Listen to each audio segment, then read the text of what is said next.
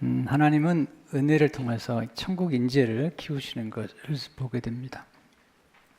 베드로를 선택하셔서 그에게 아메리칸 드림을 주신 게 아니라 또 글로벌 드림을 주신 게 아니라 킹덤 드림을 주셨어요. 우리는 물론 많은 우리 이민자들이 아메리칸 드림을 꿈꿀 수 있겠지만 지금은 아메리칸 드림을 넘어서서 글로벌 드림을 꿈꾸는 시대가 되었잖아요. 근데 그리스도인들은 글로벌 드림을 넘어서 킹덤 드림을 품게 되었습니다. 주님이 오셔서 우리에게 주신 것은 천국 복음이잖아요. 마태복음 4장 23절을 보게 되면 예수께서 온 갈릴리에 돌아다니사 그들의 회당에서 가르치며 천국 복음을 전파하시며 제자들에게 이 천국 복음을 가르치고 그들을 아주 탁월한 천국 인재로 키우셨어요. 그리고 그들을 보내서 그 천국의 대사로서 그리스도의 대사로서 그들로 하여금 하나님의 나라의 복음을 전하도록 사명을 맡기신 것이죠. 베드로 사도가 쓴 편지를 보게 되면 그가 쓴 편지는 그 당시 흩어져 있던 나그네들에게 보낸 편지죠. 베드로서 1장 1절을 보게 되면 예수 그리스도의 사도 베드로는 본도, 갈라디아, 갑바도기아, 아시아와 비누니아에 흩어진 나그네라고 얘기하고 있죠. 이 흩어졌다는 말이 굉장히 중요합니다. 특별히 이민자들은 이 단어를 잘 이해해야만이 이민자의 정체성을 알 수 있겠죠. 여기서 흩어진이라는 단어, 헬라어 단어는 디아스포라입니다. 이 디아스포라라는 뜻은 뿌려진 것을 의미해요. 하나님의 특별한 목적을 가지고 흩으셔서 버려진 것이 아니라 흩어진 것이며 흩어진 씨앗처럼 나그네 된 땅에서 심겨진 것입니다. 하나님의 나라를 선포하고 확장하기 위해서 심겨진 것입니다. 우린 디아스포라잖아요. 우리 모두는 나그네라고 볼 수 있습니다. 근데 그냥 나그네가 아니죠. 우리는 하나님의 나라에 보내심 받은 그리스도의 대사로서 살아가는 것입니다. 여러분 아무나 대사가 되는 건 아니잖아요. 또 대사라고 하면 그 보낸 나라나 그 대통령이나 왕을 대신해서 그 품격과 그 나라의 놀라운 덕성과 풍요로움과 은혜를 대표하는 거잖아요. 그런 면에서 베드로는 흩어진 나그네들에게 마지막 그의 생에 권면하는 거죠. 성장하라는 거죠. 천국 인재로 그리스도의 대사로 계속 성장하도록 권면하면서 오늘 이제 마지막 베드로 생의 마지막 공부를 하면서 그의 마지막 유언처럼 남긴 말, 그 말을 좀 나누려고 합니다. 첫째로 오직 구주 예수 그리스도의 은혜 안에서 성장하라고 권면하고 있습니다. 오직이라는 단어가 굉장히 중요한 단어죠. 특별히 종교개혁 고백주년을 맞이해서 오직이라는 단어, 솔라, 오직 성경, 오직 은혜, 오직 믿음, 오직 그리스도, 오직 그리스도의 영광을 위하여. 이 오직이라는 단어는 굉장히 중요한 단어죠. 근데 베드로가 오늘 우리가 성장하려고 할 때에 오직 그리스도의 은혜 안에 성장하라고 권면하고 있습니다.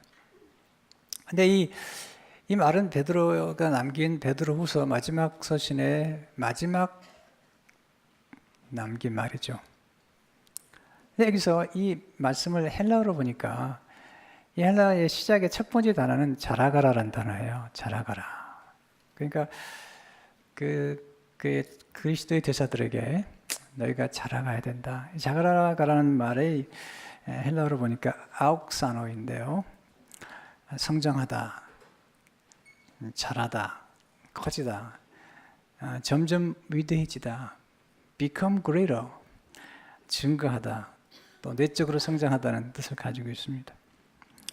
베드로는 예수를 만난 후에 계속 성장했죠.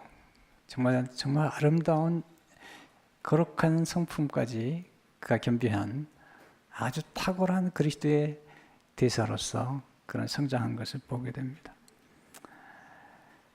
여러분, 베드로가 성장했기 때문에 본인이 성장하는 까닭에 성장에 대해서 얘기할 뿐만 아니라 성장의 원리들을 우리에게 제시해주고 있는 것을 보게 됩니다. 하나님이 우리를 이 땅에 보내셨을 때 우리 인간 안에는 성장 본능이라는 게 있습니다. 우리 안에 있는 하나님이 내재해 주신 그런 DNA, 그 본능 속에는 성장할 때 기뻐하는, 또 성장을 추구하도록 우리를 만들어 주셨어요. 인간의 행복이 여러 가지 있지만 그 중에 놀라운 행복 중 하나는 우리가 성장하는 거죠. 그리고 성장하는 것을 바라보는 거죠. 우리가 자녀를 키울 때 가장 큰 기쁨이 뭐죠? 성장하고 있다는 거죠. 우리가 선생이 되어서 학생들을 키울 때 가장 큰 기쁨이 뭘까요? 성장하는 것을 바라보는 거죠. 우리 딸 둘이 이제 많이 성장했어요. 어제 어린애 같았는데 이제 벌써 둘 다 결혼을 했고요. 이번에 엄마가 아프니까 토요일마다 집에 와서 잠을 자요. 그리고 아침에 이제 제가 주일날 일찍 일어나기 때문에 일찍 일어난 저를 위해서 음식을 준비해 줘요. 오늘 아침에도 엄마와 함께 자고, 그리고 아침에 음식을 준비해 주는데 제가 참 기뻤어요. 많이 컸구나. 엄마에게서 자랐는데 이제 엄마가 되고 또 엄마를 돌보는 그런 성숙한 자녀가 되었다는 것이 큰 기쁨이었습니다. 근데 베드로가 오늘 우리가 정말 놀랍게 성장하려면 은혜가 필요하다는 거죠. 은혜가. 은혜를 알고 또 은혜를 받고 또 은혜 안에 성장하고 그리고 은혜를 나누는 데까지 가야지 성장하는 거죠. 이 은혜라는 단어를 좀 이해할 필요가 있습니다. 제가 좀 헬라어로 쓰더라도 양해해 주시면 좋겠는데 그 이유가 뭐냐면 성경을 좀 깊이 이해할 때는 그 성경에 쓰여진 그 언어를 이해하게 되면 도움이 되죠. 은혜라는 영어 단어는 grace죠. 네, 많은 분들이 이름을 가지고 있죠. 헬라어로는 카리스입니다. 카리스입니다. 우리 함께 동행했던 서기훈 목사님 딸 이름이 캐리스인데 그게 그냥 영어가 아니고요. 헬라어를 영어로 만든 거죠. 헬라어로 은혜 즉 카리스는 전혀 받을 자격이 없는 주인에게 하나님의 값없이 베푸시는 호의를 의미하죠. 이게 복음이죠. 오늘 은혜에 대해서 좀 우리가 몇 가지 깊이 이해하면 좋겠습니다. 우리 교회 다니면서 은혜를 많이 얘기하고 또 은혜에 대해서 많이 나누지만 은혜에 대한 정확한 뜻을 잘 모를 때가 있잖아요. 자, 첫 번째로 은혜란 전혀 받을 자격이 없는 주인에게 값없이 베푸시는 하나님의 호의죠. 값없이 거저 주시는 거예요. 내가 노력하는 게 아닙니다. 이게 은혜죠. 내가 노력한 거라면 그건 당연히 받을 만한 자격이겠죠. 우리는 노력한 게 아닌데 거저 주시는 거죠. 에베소 1장 6절을 보면 이는 그가 사랑하신 자 안에서 우리에게 거저 주시는 바 그 은혜의 영광을 찬송하게 하려는 것이라 거저 주셨다는 거예요. freely 거저 주셨어요. 그게 영광스러운 거죠. 우리가 받은 구원도 우리가 노력한 게 아무것도 없어요. 다 하나님이 시작하셨고 하나님이 이루시고 우리에게는 선물을 주신 거죠. 에베소 2장 8절 9절을 보게 되면 너희는 그 은혜에 의하여 믿음으로 말미암아 구원을 받았으니 오직 은혜 오직 믿음으로 구원을 받았으니 이것은 너희에게서 난 것이 아니요 하나님의 선물이라. 행위에서 난 것이 아니니 이는 누구든지 자랑하지 못하게 함이라. 선물이란 우리가 노력하거나 우리 애쓰고 쓰는 게 아니잖아요. 베푸는 사람의 호의에 의해서 그냥 기프트로 주는 거죠. 프릴리 주는 거죠. 아무런 보답을 요구하지 않고 그냥 주는 거죠. 우리가 이제 교회 와서 복음이라는 얘기를 듣잖아요. 복음. 복음을 믿으세요. good news라는 거죠. good news. 좋은 소식이죠. 좋은 소식이 뭐죠? 네. 우리가 한 게 아무것도 없어요. 하나님도 하신 거라는 거예요. 예수님께서 십자가에서 우리를 위해서 대신 죄를 담당하시고 피를 흘리시고 우리를 구원하신 거죠. 그리고 하나님의 자녀가 되게 하시고 성령을 보내주시고 그런데 모두 프리예요. 우리가 한 게 아무것도 없어요. 가끔 제 가슴을 너무 아프게 하는 이런 얘기를 가끔 들어요. 교회 20년, 30년, 심지어는 40년을 다닌 분이 저를 찾아와서 목사님 저 이렇게 살아서 구원 받겠어요? 근데 못 받죠. 그렇게 살아서 못 받죠. 네. 우리가 그렇게 살아서 구원받는 게 아니죠. 만약에 우리가 그렇게 살아서 구원받는다고 생각한다면 그건 어려운 거죠. 그게 아니고 우리가 어떻게 사느냐하고 상관이 없어요. 구원이라는 것은 하나님의 아들이 어떻게 사신다는 거예요. It's not about us. 우리에 관한 게 아니고요. But Christ. 그리스도께서 무엇을 행하신다는 거죠. 그게 굿뉴스예요. 내가 행한 게 아닙니다. 내가 노력한 게 아니에요. 어떤 분은 내가 헌금을 많이 하면 구원을 받겠다.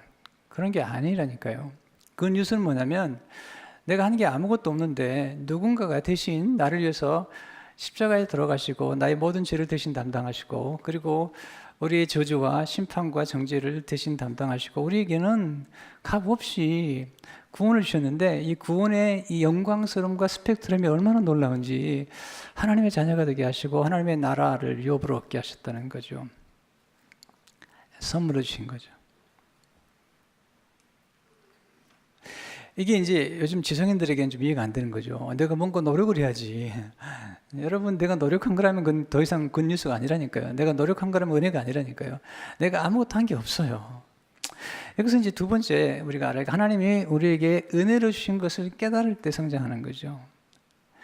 은혜로 주신 것을 깨달을 때 성장할 뿐 아니라 우리가 성장할 때 또 깨닫게 되죠. 이게 역설적이죠. 고린도서 1장 10절을 보게 되면 이 복음이 이미 너에게 이름에 너희가 이 은혜의 복음이 이미 있습니다. 너희가 듣고 참으로 하나님의 은혜를 깨달은 날부터 너희 중에서와 같이 또한 온 천하에서도 열매를 맺어 자라는도다. 은혜가 이미 있어요. 근데 어느 날 깨달은 거죠. 여러분도 교회 생활을 20년, 30년 하신 분들 계시겠는데요. 그런 분들이 이제 가끔 어느 날 은혜를 받고 이렇게 얘기해요. 목사님, 은혜를 내가 깨달았습니다. 맞죠? 은혜를 깨달아야지 거기서 놀라운 성장을 경험하는 거죠. 여러분, 우리가 부모님께 받은 은혜가 큽니까? 작습니까? 크죠. 근데 문제는요, 우리가 감사하지 않아요. 그리고 우리 되들어요. 부모님한테.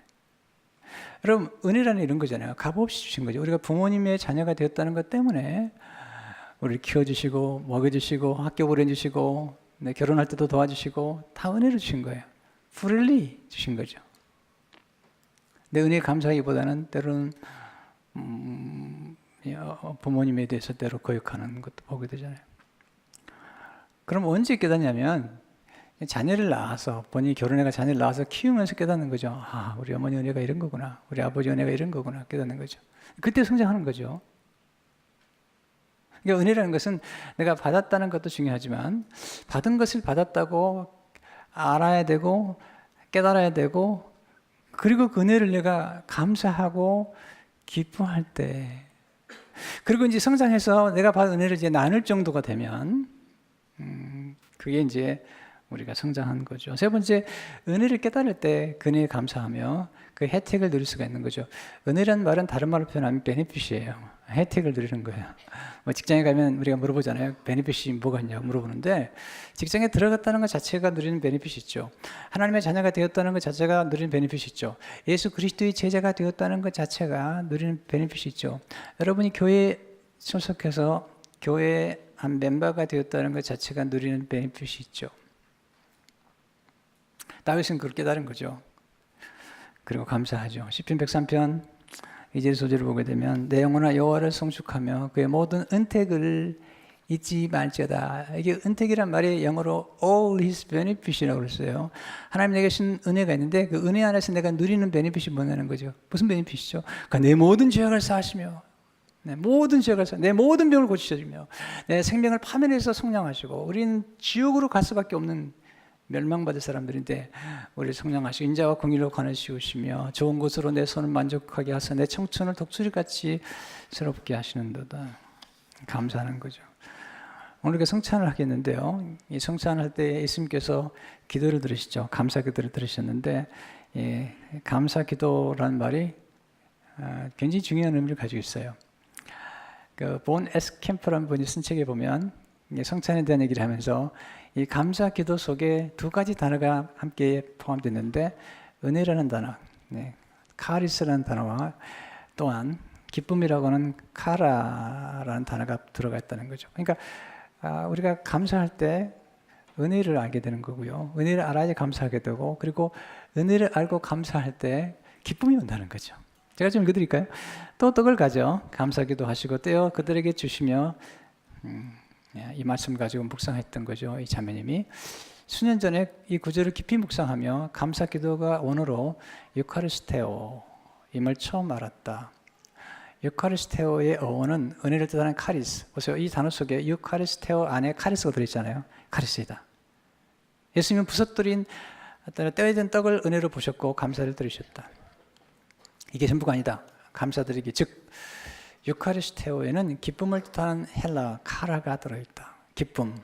우리가 늘 더 많이 추구하는 이유는 본질적으로 기쁨을 얻기 위해서다. 깊은 기쁨은 감사를 드리는 유카리스테오의 식탁에서 발견할 수 있다는 거죠. 우리가 감사할 때 내가 은혜를 깨달아야 감사하는 거지. 부모님께 감사하잖아요. 부모님 감사합니다. 부모의 은혜를 깨달을 때 감사하고, 놀라운 사실은 이렇게 감사할 때 놀라운 기쁨이 임한다는 거죠.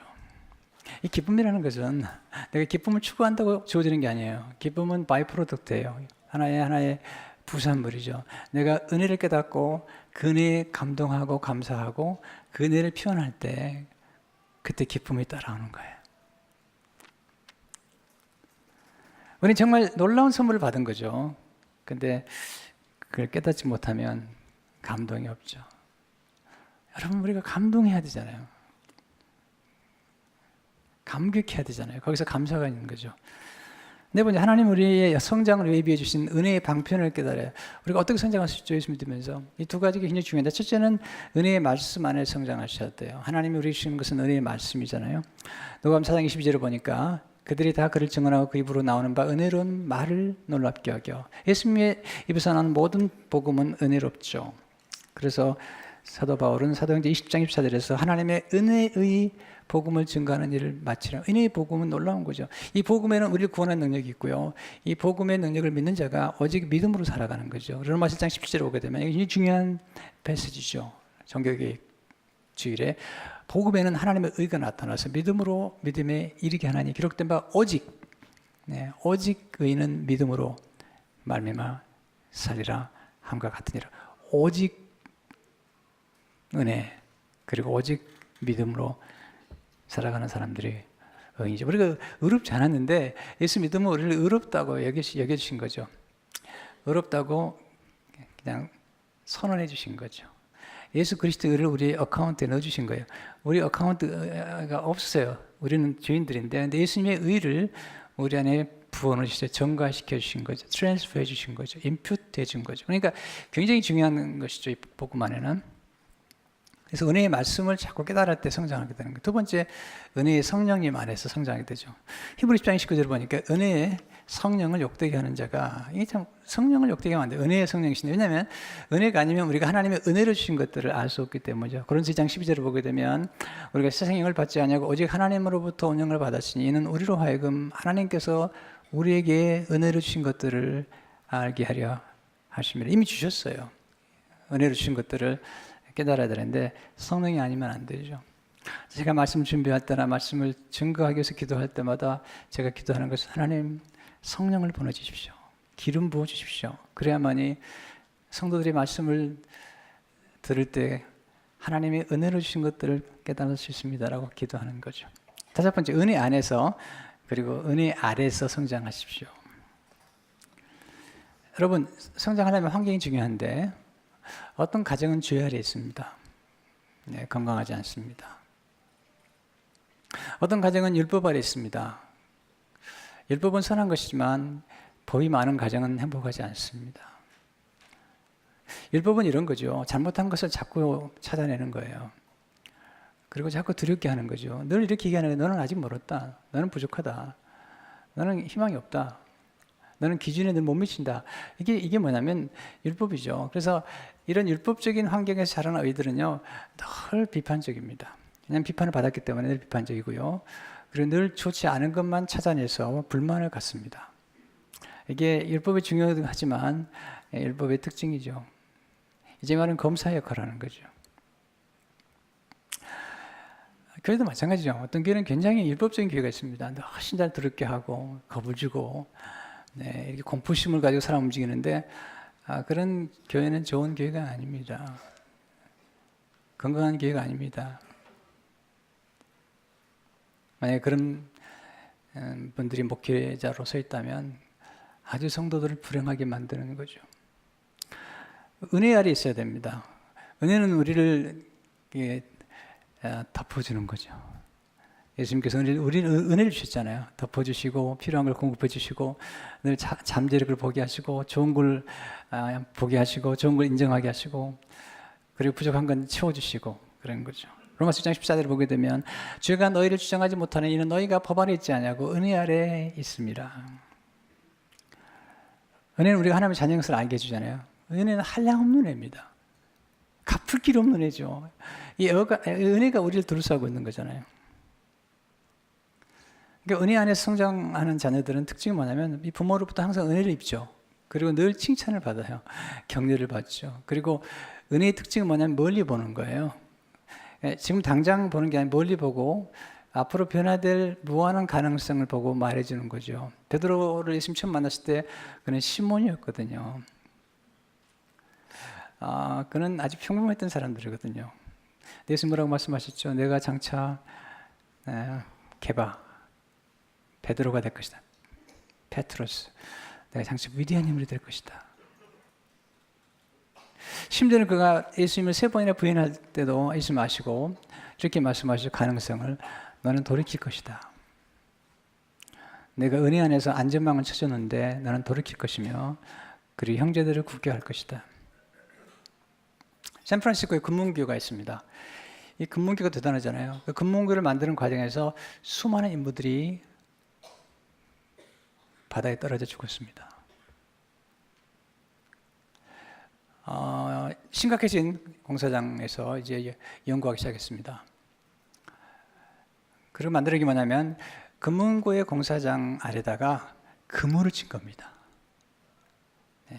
만약에 떨어져도 안전해서 그물을 쳤는데 놀라운 사실은 그물을 치고 난 다음에는 떨어져 죽는 사람이 거의 없었다는 겁니다.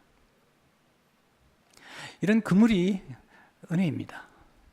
예수 그리스도께서 이미 우리의 과거의 죄와 우리의 지금의 죄와 앞으로 지을 죄까지 다 용서해 주시는 그 은혜망을 쳐놓기 때문에 우리는 안전합니다.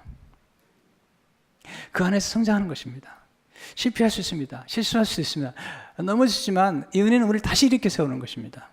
그리고 우리를 끝까지 하나님의 자녀로 세우시는 것이죠. 그런 까닭에 우리는 은혜의 보좌 앞에 늘 나가서 우리가 부족할 때마다 도움을 받아야죠. 히브리서 4장 10절을 보게 되면 그러므로 우리는 긍휼하심을 받고 때를 따라 돕는 은혜를 얻기 위하여 은혜의 보좌 앞에 담대히 나아갈 것이니라. 두 번째, 오직 예수 그리스도를 아는 지식 안에 성장하는 것입니다. 안다는 것은 경험하는 거죠.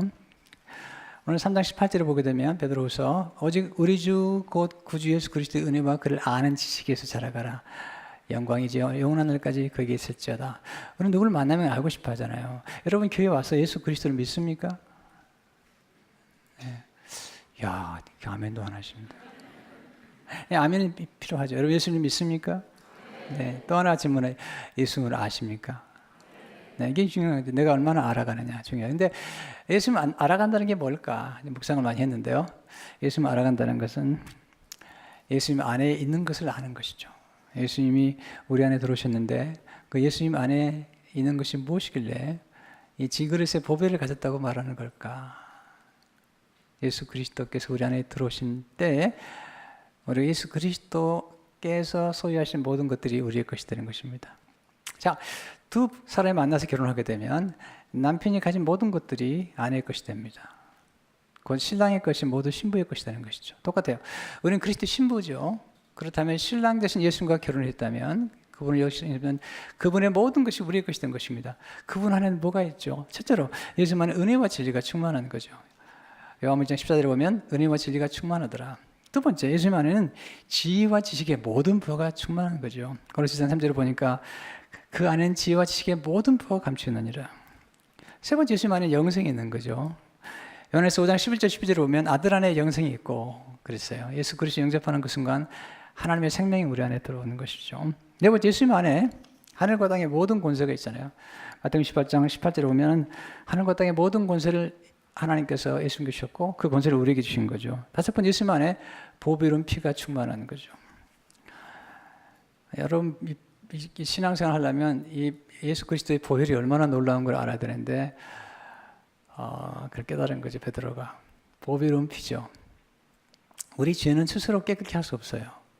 마치 그리스도로 오지면 물이 필요하고 세제가 필요한 것처럼 우리 인간이 더러워진 건 스스로가 깨끗한 것이 없어요. 여러분 더러운 건 불쾌해요. 그리고 더러워지면 쓰지 못해요. 그릇도 더러워지면 쓰지 못하기 때문에 씻어야 됩니다. 우리 영혼도 마찬가지죠. 우리 영혼이 얼룩진 것, 더러워진 것들은 오직 그리스도의 보혈로만이 가능한 거죠. 그래서 베드로서 1장 18절 19절에서 이렇게 얘기하잖아요. 너희가 알거니와 너희 조상이 물려준 헛된 행실에 대속함을 받은 것은 은이나 금같이 없어질 것이로 된 것이 아니요 오직 흠없고 점없는 어린 양 같은 그리스도의 보배로운 피로 된 것이니라. 그리고 베드로서 2장에 보면 우리를 선택하신 은혜 가운데 하나는 곧 하나님 아버지의 미리 하심을 따라 성령의 거룩히 하심으로 순종함과 예수 그리스도의 피뿌림을 얻기 위하여 택하심을 받은 자들에게 구약에 보면 모든 걸 피를 뿌리면 거룩해집니다. 그처럼 우리가 날마다 피를 뿌림을 받아서 늘 거룩해지고 유쾌해지는 거죠. 더러우면 불쾌하다니까요. 그리고 더러워지면 그 가치가 떨어져 버리는 거죠. 음식도 더러워지면 먹지 못합니다. 그릇도 더러워지면 쓰지 못해요. 우리 날마다 우린 그릇을 닦으면서 우리의 영혼은 근본적으로 예수님이 우리를 구원하심으로 우리를 대속하시지만 동시에 날마다 짓는 죄를 위해서 그리스도의 피가 날마다 뿌림받아야지 우리 정결케 되는 것이죠. 여러분 인간의 생명이 어디 있을까요? 성경은 피 있다고 그러잖아요. 레위기 17장 11절을 보게 되면 육체의 생명은 피에 있습니다. 내가 이 피를 너에게 주어 제단에 뿌려 너의 생명을 우위하여 속죄하게 하였느니 생명이 피에 있으므로 피가 죄를 속하느니라. 네. 그 피 안에 영생이 있는 것이죠. 여섯 번째 예수님 안에 생명수가 흘러넘치죠. 우리는 생명수가 필요하잖아요. 근데 에스겔서에 보게 되면 성전에서 생명수 흘러나가서 죽은 바다를 살려내고 시들어버린 나무를 해성시켜서 열매를 맺게 하고 그리고 만국을 치료하는 그런 잎사귀의 약재료가 되게 하잖아요. 생명수를 주시는 분은 그리스도밖에 없어요. 요한복음 4장 14절에서 내가 주는 물을 마시는 자는 영원히 목마르지 아니하리니 내가 주는 물은 그 속에서 영생하도록 솟아나는 샘물이 되리라. 일곱 번째 예수님 이름 안에 놀라운 능력이 있죠. 그의 이름을 부르는 자마다 구원을 받게 되고 예수 이름으로 병 고침을 받는 거잖아요. 여덟 번째 예수님 안에 있는 하나님의 풍성한 사랑이 흘러넘치는 거죠. 여러분 우리 살지만 사랑이 필요한데요. 우리 인간의 힘만 사랑만 가지고는 도저히 심지어는 사랑한다고 고백했던 아내와 남편까지도 사랑하지 못하잖아요. 왜냐하면 우리 힘으로는요 쉽게 사랑의 바닥이 나버리죠. 우리 안에는 이모셔널 뱅크가 있습니다.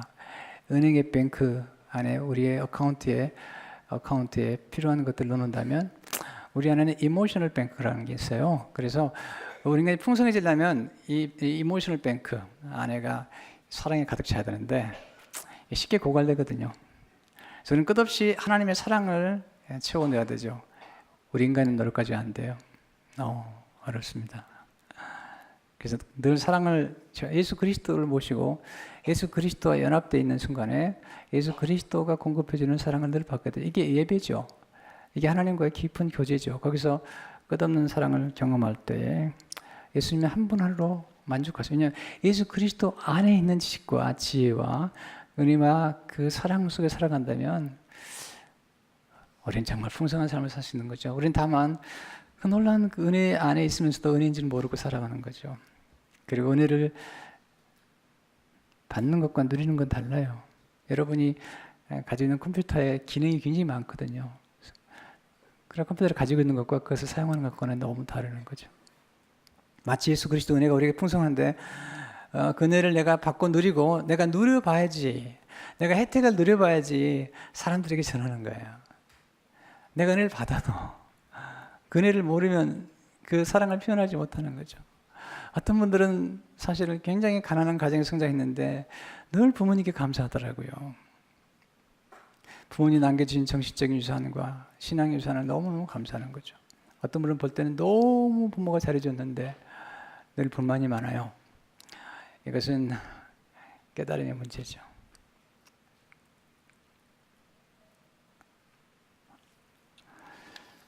우리가 하나님께 받은 은혜가 얼마나 큰지요.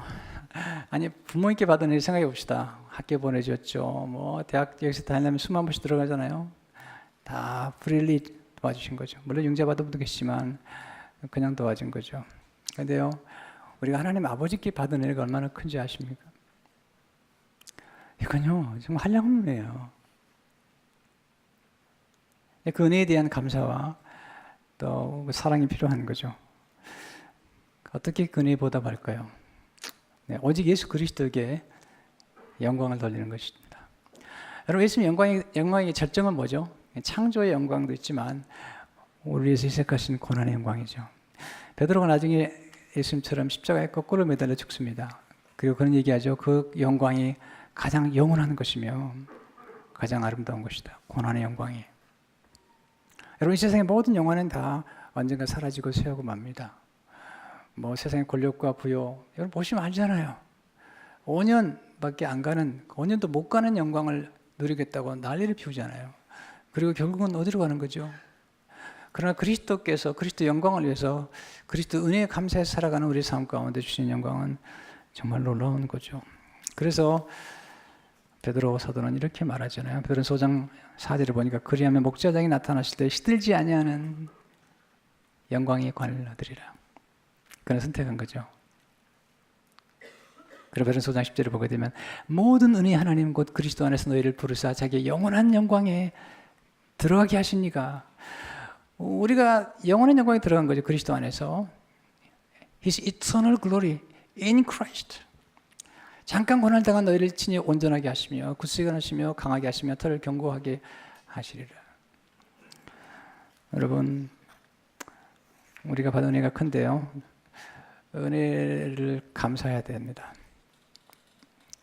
여러분이 이렇게 살아가면서 부모님께 받은 은혜를 감사하면 참 부모님 좋아하시고요, 보는 사람도 좋더라고요. 사도 바울이 그렇게 얘기하잖아요. 고린도 15장 10절을 보면 그러나 내가 나 된 것은 하나님의 은혜로 된 것이니 내게 주신 그 은혜가 헛되지 아니하여 내가 모든 사도보다 더 많이 수고하였으나 내가 한 것이 아니요 오직 나와 함께 하신 하나님의 은혜로라. 여러분이 성장하고 교회가 성장했다면 하나님이 하신 거잖아요. 바울은 정확해요. 고린도서 3장 6절 7절을 보게 되면 나는 심었고 아볼로는 물을 주었을 때 오직 하나님께서 자라게 하신다니, 오직 하나님께서 자라게 하신다니. 그런즉 심는 이나 물드는 이나 아무것도 아니라도 오직 자라게 하시는 이는 하나님뿐이니라. 우리가 구원받고 성장하는 모든 것들은 오직 하나님이 하신 거죠. 그래서 우리는 늘 하나님 찬송하게 되는 거고요. 그 은혜가 얼마나 풍성한지. 우리가 누리게 되는 성찬의 축복도 놀라운 은혜죠. 이것은 성도가 누릴 수 있는 가장 큰 축복이잖아요. 오늘 그리스도께서 주신 놀라운 은혜를 함께 받을 때에 은혜가 풍성하시길 축원합니다.